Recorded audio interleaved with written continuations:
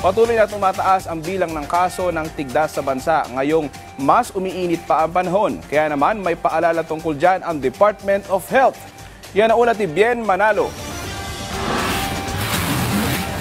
Iba't ibang paraan ang ginagawa ni Len Destura para mailayo sa sakit ang kanyang 4 na anak. Kabilang na dyan ang paglilinis ng kapaligiran, pagtuturo ng personal hygiene at pagpapakain ng masustansyang pagkain. Naglilinis lang naman po ako sa kapaligiran. Yung proper hygiene na rin po sa araw-araw, napaliguan po sila. Kung madumi po yung mga kamay nila, pinaghugas po sila ng kamay.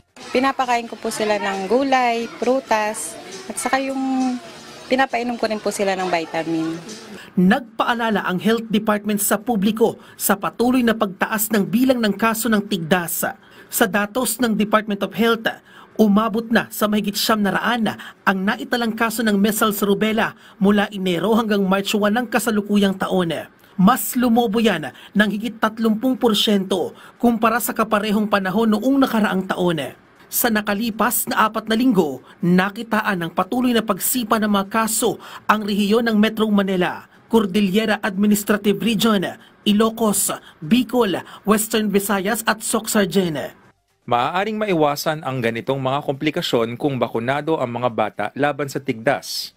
Tuloy-tuloy naman ang bakunahan ng measles, mumps, rubella para sa mga batang 9 hanggang 12 na buwan sa mga health centers. Importanteng makakumpleto ng 2 bakuna kontra tigdas, kaya hinihikayat ng DOH ang mga magulang na makapag-ugnayan sa pinakamalapit na health center para sa schedule ng pagbabakuna sa kanilang lugar. Mahigit 600 o 68% sa mga kaso ay hindi pa bakunado o hindi pa kumpleto ang bakuna laban sa tigdas. Ang tigdas ay isang lubhang nakahahawang sakit na maaring kumalat sa pamamagitan ng pag-ubo o pagbahinga. At kung hindi maaagapan, maaari itong humantong sa ilang komplikasyon gaya ng pulmonya, impeksyon sa utak na maaari ring humantong sa pagkasawi sa mga batang 5 taong gulang pababa.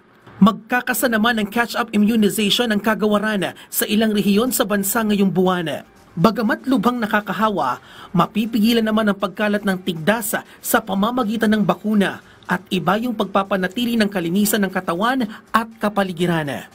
Bien Manalo para sa Pambansang TV sa Bagong Pilipinas.